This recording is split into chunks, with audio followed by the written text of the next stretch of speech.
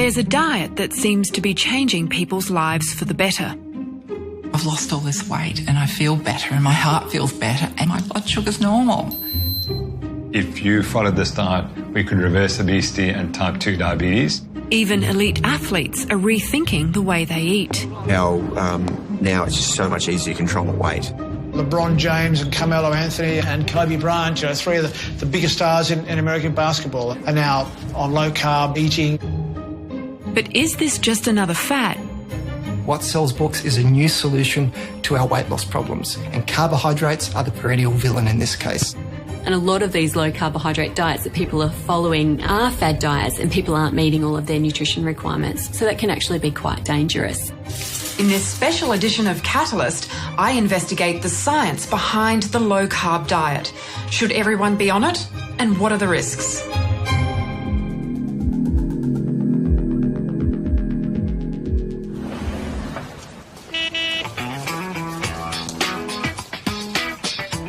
In the 70s, dietary guidelines around the world promoted the food pyramid, which recommended we reduce fat and eat a lot more carbohydrate.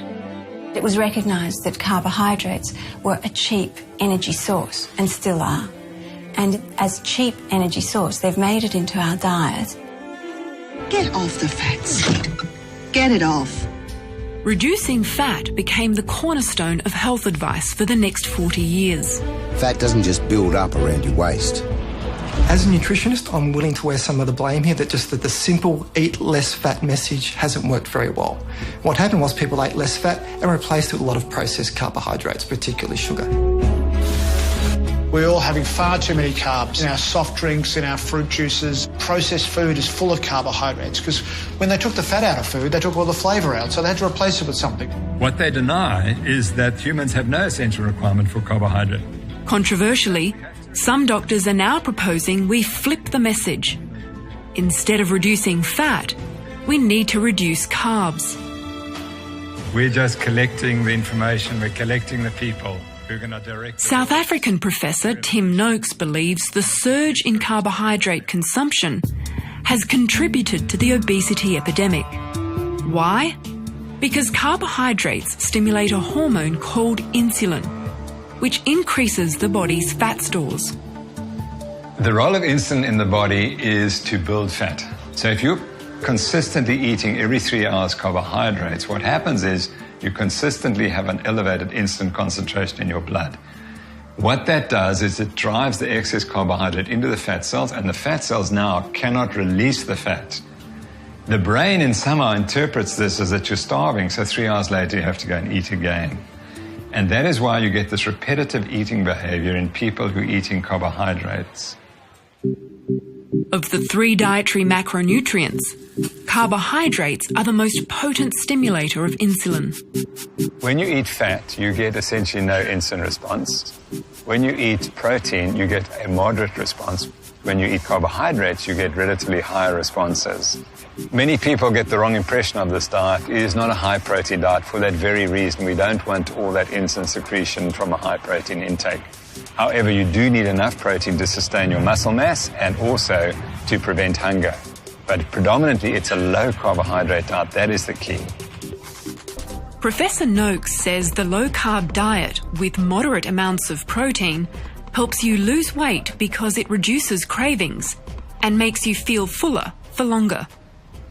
What this diet does is it is high in fat and protein, and that satiates your brain and reduces your hunger. And that is the key to this whole process, because if you can reduce your hunger, your calorie consumption goes down. Thanks for coming in today. So, have you seen a dietitian before? No, I haven't. Okay. Spokesperson for the Dietitians Association of Australia, Melanie McGrice, agrees that a low-carb diet can help with weight loss. Somebody who I would consider putting onto a lower carbohydrate, higher fat diet might be somebody who needs to lose weight quickly, possibly if they're going to have surgery, or they might have been able to do exercise in the past, but now they've put on too much weight and they just need to get some fast weight loss off so that they can go and get back into exercise again. So there's certainly times and places for a lower carbohydrate, higher fat diet. But what we need to remember is that That's not a solution for everyone. While dietary carbohydrates are normally the main source of fuel in the body, they're not an essential macronutrient. If you remove them from the diet, the body can switch to burning fat for energy instead. Humans have absolutely no requirement for carbohydrate. Not 1 gram do we require. Whereas there are essential fats and essential proteins which we cannot generate in our body. We have this fabulous liver that produces as much glucose as you require. He says the optimal level of dietary carbohydrates will depend on how well your body processes them. Some people metabolize them better than others. Low-carb advocate Dr. Steve Finney says many people are actually unaware that they're carbohydrate intolerant. Carbohydrate intolerance is associated with some physical findings, such as fat carried around the middle. It's associated in people generally if they have a strong family history of type 2 diabetes. You have what we call pre-diabetes or metabolic syndrome. We have people generally who are severely overweight. And then there are some other conditions such as polycystic ovary syndrome in women that is, they may not be overweight, they may not have diabetes, but is very responsive to carbohydrate restriction. Professor Tim Crowe, a nutritionist from Deakin University, is concerned that this diet will eliminate healthy food groups. A very extreme low-carb diet can be quite restrictive, so it cuts out a lot of foods, particularly a lot of whole grain foods and even fruit that has to be cut out as well. These are really good healthy foods that we know reduce the long-term risk of chronic disease. For many people, whole grains are an excellent source of energy and a healthful food.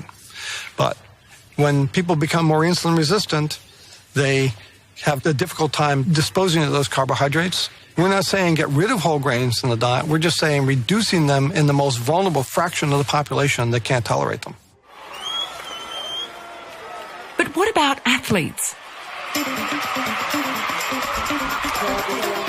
It's always been assumed that carbs are an essential fuel source for exercise. Professor Noakes has spent years as an exercise and sports scientist, preaching the benefits of carb loading before a big race, and even published it in a widely popular book called The Law of Running. I spent 33 years of my life telling athletes that they must carbohydrate load, which meant that for the last 3 days before a marathon, you should eat 700 or 800 grams of carbohydrate. And I was the first in the world to produce these goos that people live their races on. So if you go to the Ironman, you'll see people taking goos every half hour or so. So myself and Bruce Fordyce, who's the great South African ultramarathon runner, developed that product. And I apologize because that was completely wrong. He says in explosive events, when you need a fast fuel source, then carbs will help. But for endurance athletes, you can last just as long by burning fat for fuel. Once the event lasts 2 or 3 hours, I don't see any advantage to carbohydrates. And then increasingly you burn fat. And the more fat you eat in your diet, the more adapted you are. You can burn an enormous amount of fat if you're an elite athlete and easily cover really good performance running very fast. But you have to become fat adapted. A pioneering study on the performance of cyclists who were fat adapted was done by Dr. Finney. My initial study on athletes done 30 years ago involved 5 bike racers who we controlled in a metabolic ward, fed them their usual diet for a week, and tested their peak aerobic capacity and their endurance time to exhaustion. The cyclists were then fed a very low-carb, high-fat diet for 4 weeks, and their performance was retested. What that study demonstrated was if you give people at least 4 weeks to adapt, they come all the way back to their previous levels of performance and are able to do that in the absence of carbohydrates. And the reason they can do that appears to be because ketones replace much of the body's requirement for glucose. Ketones become the alternative fuel source. They're produced when fat is being burnt for energy and can be measured in the blood or urine. In this state, the person is said to be in ketosis. But are there risks? Ketosis, we know that people that follow these diets are short-term experiencing fatigue, lethargy, constipation. But ketosis, long-term, we don't know if it causes any serious problems, such as renal problems and so on. So at the moment, it seems to be fairly safe. Dr. Finney has no doubt that burning fat for energy instead of carbs gives endurance athletes the winning edge. For athletes attempting to do prolonged endurance performance, if their body can be trained to use that fat as their predominant fuel, that fuel tank is more than 10 times as big as the carbohydrate tank. And that's why we see the ultra-endurance athletes now not just winning races, but setting records on low-carbohydrate diets. Endurance-wise, it actually makes sense to be using fat as for your fuel tank, which is good for many hours. But when you need that high power output to sprint to the finish line or to ride up the hill, as an athlete, you actually fall behind because that's when your body needs carbohydrates for maximum energy output, and you don't get that.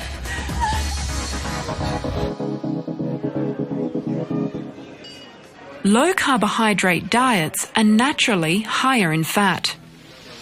We've been so conditioned to fear fat that making it a large component of your diet is hard to wrap your head around.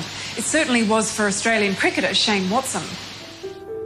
Everyone that had educated me about the way to eat and eat a low-fat diet meant that I had a fat phobia. I cut all my fat off, all my chicken, my meat, my bacon, everything. So I stayed away from butter, from cheese, stayed away from nuts, like only a little bit of avocado, all the foods that are high in fat and high in energy. But in the end, I was always very hungry because I was cutting all the fat out of my diet and was just loading up on carbs. Within an hour of eating, I was always very hungry. It took the personal experience of Australian cricket team doctor Peter Bruckner to open Shane's eyes to a new way of eating. I had just turned 60, which was the age my father had developed type 2 diabetes. I was overweight, so I tested all my bloods before I went on this diet and then went on the diet for 12 weeks, lost 12 kilograms. Easy as you like, eating low carb, high fat. So the way our parents used to eat, eggs and bacon and butter and cream and milk and all those things that had been forbidden for 30 years, and stopped eating all the sugary things and pasta and rice and bread, all the things that I'd been eating. And the weight just fell off and I was enjoying my food. I felt fantastic. My exercise capacity increased, and I got to the end of that and I just couldn't believe it. Soon after that, I went on tour. I'd already started my job with the cricket team, and the guys would all be coming up, Doc, hey, what's happened, And some of them in particular, Shane Watson and Mitchell Johnson, got very interested in the whole idea and decided they wanted to have a crack. For the next 18 months, Shane went on the low-carb diet, while Dr. Bruckner monitored him closely. So your blood pressure is 133/66, which is excellent. Peter, how has Shane's medical records changed since being on the diet? Well, Shane's always been one of these players who, despite high levels of exercise as an elite athlete, has always had a weight problem. And previously, the only way he could do it was really to starve himself. But since he's gone onto this diet, he's able to eat well, eat a large amount of saturated fat. His weight has been good. His skin folds, which is the way we measure the body fat, we measure that regularly in all the players. His skin folds have come down, so his body fat has come down, yet he's maintained his muscle mass. So he's also enjoying his food a lot more. He's much less grumpy than he used to be when he was dieting. And generally, I think it's been a really positive thing as far as his well-being goes. My energy levels throughout the day have certainly improved. There's no doubt leading into a break like lunch or tea, I'm certainly not as hungry as what I was, so energy's spread out really nicely throughout the whole day. When I first heard about restricting carbohydrates, Atkins' diet came to mind. How is this different to Atkins? Look, it's fairly similar. Atkins was low carbohydrate. Atkins probably didn't emphasise the fat as much. So they probably had a higher protein and not as much fat. And I think the fat is really important. It's sort of hard to get your head around the fact that, the more fat you eat, the more fat you lose. That's a very difficult paradigm. So I think there are a lot of people out there who struggle with that. The only way in which this is slightly different from Atkins is we promote vegetables. Atkins wasn't really keen on vegetables, but his principles were the same. It was to cut carbohydrates. Often when we hear about fat, it conjures up images of deep-fried chips and highly processed foods full of unhealthy trans fats. Well, this is different. It's real food full of natural fats like coconut, cheese, eggs and fatty meats, even good old-fashioned butter. The best thing about this way of life is you don't have to calorie count. But celebrity chef and vocal campaigner of low-carb diets, Pete Evans, says cooking with fat gets the best results. we know this. Chefs know it. Fat equals flavour. How good is that? We've got animal fat.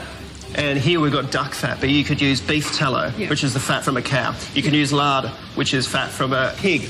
You could use butter from all the things cow. we've been told not to eat. Exactly, and my favourite, coconut oil, which is absolutely fantastic. Yeah.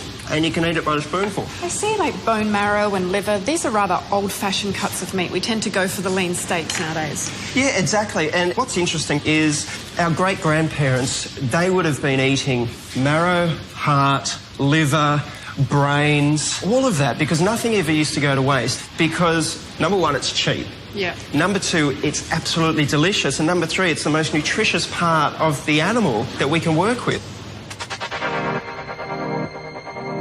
When restricting dietary carbs, people end up eating more fat, often saturated fat, which has been implicated in the development of heart disease. The first question that I asked him was, what about my arteries? Aren't I just going to, isn't that fat that I'm eating just going to go straight up and clog my arteries? And he made it very clear that that certainly wasn't the case. One of the concerns is that the diet is high in saturated fat, which we're told raises cholesterol and causes heart disease. Are you concerned about Shane's cholesterol? Not particularly. In Shane's case, the HDL cholesterol, the so-called good cholesterol, has gone up.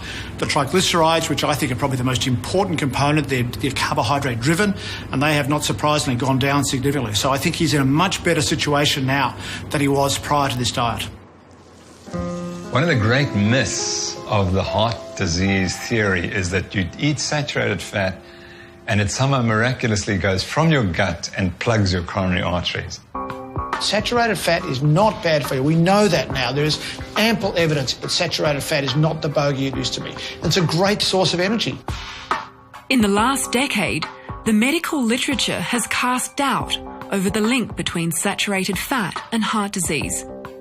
Recently, this widely circulated article in Time magazine questioned the controversial science of saturated fat and those organisations that say it's unhealthy. We approached the National Heart Foundation for an interview, but they declined to comment on camera. Instead, they issued a statement saying that they still recommend we reduce our saturated fat intake and replace it with unsaturated fats found in foods like nuts, oily fish and vegetable oils. The Heart Foundation's TIC program recently came under fire for endorsing foods that are low in saturated fat but high in sugar, like Honey Cheerios. Now, 25 years on, the foundation recently announced they're reviewing their TIC program. This comes shortly after the Canadian Heart and Stroke Foundation said they were scrapping their TIC program, their CEO admitting that public criticism played a role.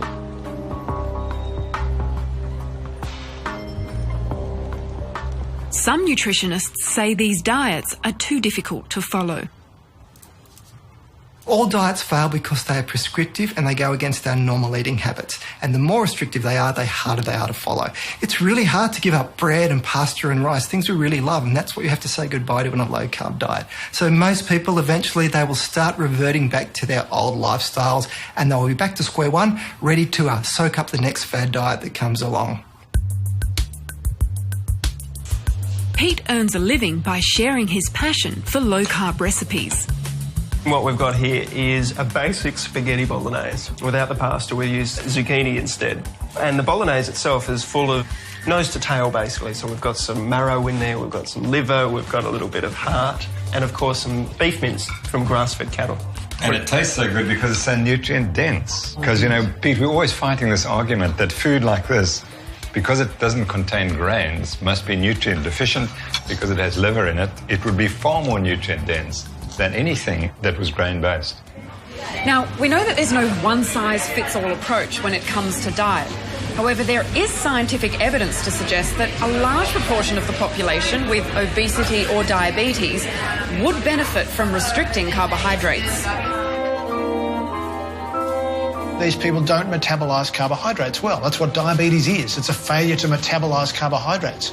And yet we've traditionally given these people high carbohydrate diets. I mean, it just does not make any sense at all. I think both in the treatment but also in the prevention of type 2 diabetes, if we reduce the amount of carbohydrates in our diet, we will have a massive impact on type 2 diabetes, which is in epidemic forms. If somebody has lactose intolerance, they don't tolerate milk sugar, we tell them not to drink fresh milk. So if people don't tolerate carbohydrates, why shouldn't we tell them to reduce their carbohydrate intake to the level where it no longer causes them problems? This diet is really not necessarily for everyone because there are many people who can handle the carbohydrates. It's only the people with insulin resistance and diabetes for whom it's an immediate problem and for whom they get immediate benefits. When I was told by the doctor that my blood sugar levels were really, really high at 14.7 fasting, that I would need a specialist for my liver, it was that moment that I felt my life was out of control. Gabrielle sought the help of Melbourne GP Dr Zishan Arain to manage her type 2 diabetes. When Gabrielle first came in, she was very keen not to have medication and to try and reverse this or manage it as best she could with lifestyle measures. So I offered her the opportunity to go on a well-formulated, low-carbohydrate, high-fat diet. What exactly did you instruct Gabrielle to eat? I basically was quite prescriptive in what I told her. I said, I want you to eat plenty of natural fats, so cook in butter, coconut oil, use olive oil. Don't go for the lean meat, go for the fatty cuts, a lot of egg, dairy if you can tolerate it, but more so the high-fat dairy, so double cream, butter. All those things we're told not to eat. Yeah, that's right. Under strict supervision, Gabrielle dramatically changed her diet. She stopped eating carbs from processed foods and began upping her fat intake. For the first 12 weeks, it was a very, very simple way of eating with vegetables. There was no fruit whatsoever because my sugar levels were really, really high, of course. And meat, there was meat in there as well. It's wonderful not being hungry. No cravings? No hunger. There's no hunger. Over the last 4 or 5 months, when we retested her results, we found her to have not only a 10-kilogram weight loss, but the most impressive indicator to me was her HbA1c, which is that long-term measurement, had gone down to 5.4, which is what the normal population would have that's not diabetic. Her size of her liver, which was enlarged, 23 centimetres, has gone down to 15, which is normal. My goodness, you must have been pleased with those results. Yeah. Oh, fantastic.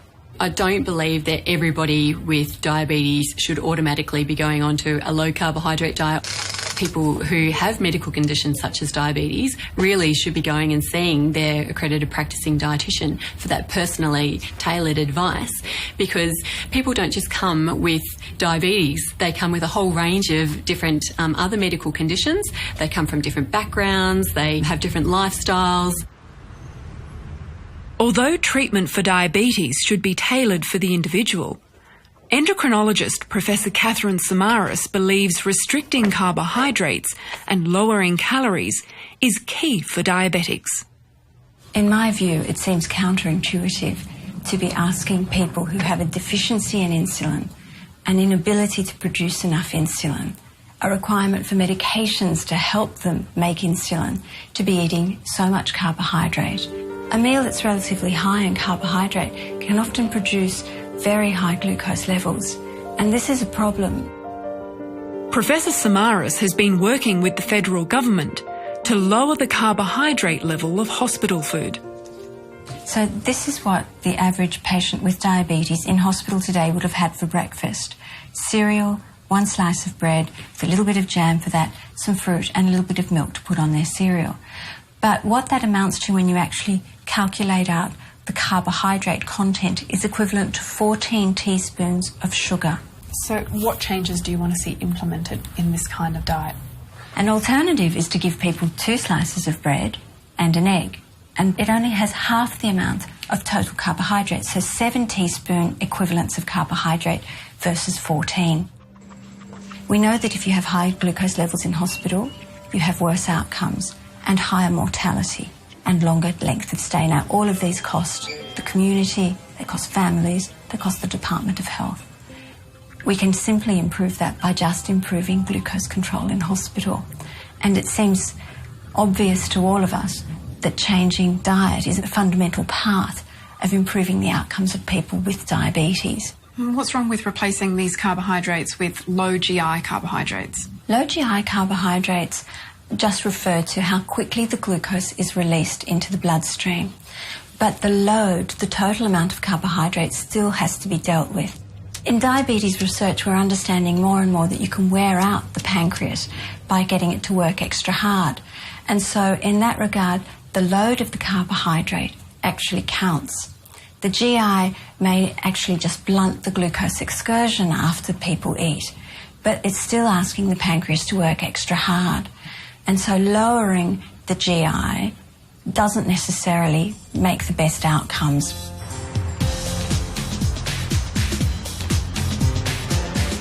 At this conference in Melbourne, health professionals gather to discuss the science behind a low-carb diet. There are around about 27, 28 randomised controlled trials, and the low-carb, high-fat outperforms the low-fat way of eating. We know that we're not doing very well with our current dietary recommendations for diabetes. If you wanted to design a regime, a diet, that produced the worst outcomes in type 1 diabetes, you'd have the current recommendations. There's new paradigms around. You find that there's resistance, there's head in the sand. I mean, after all, people like me were telling them that what they'd been preaching for 30, 40 years was wrong. A critical review of the literature suggested that low-carb diets should be the first treatment option in diabetes because of the consistently good control of blood glucose and the reduction or elimination of diabetes medication.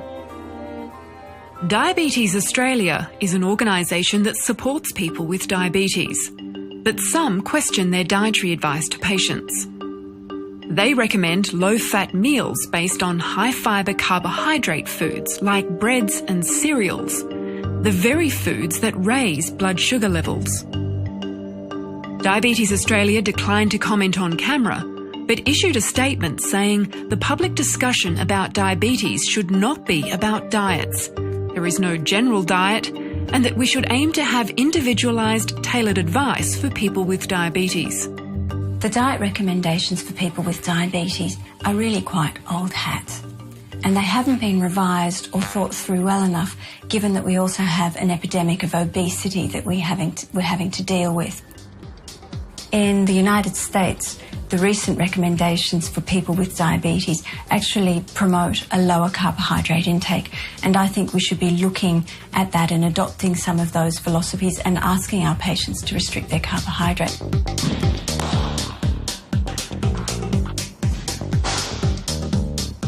So what would you say to people who think this is just a fad diet? I'd just say try it and see how much difference it makes to your life. To me, fad means non-scientific, and there is plenty of science out there. Ultimately, I have faith that my profession is a science, and they will see the science and eventually come around to this way of thinking. I think it doesn't matter which side of the fence you're sitting on, whether you're going to be following a low carbohydrate diet or a higher carbohydrate diet. One of the key messages that everybody agrees with is the fact that we should be following a diet that has non-processed foods and lots of whole foods.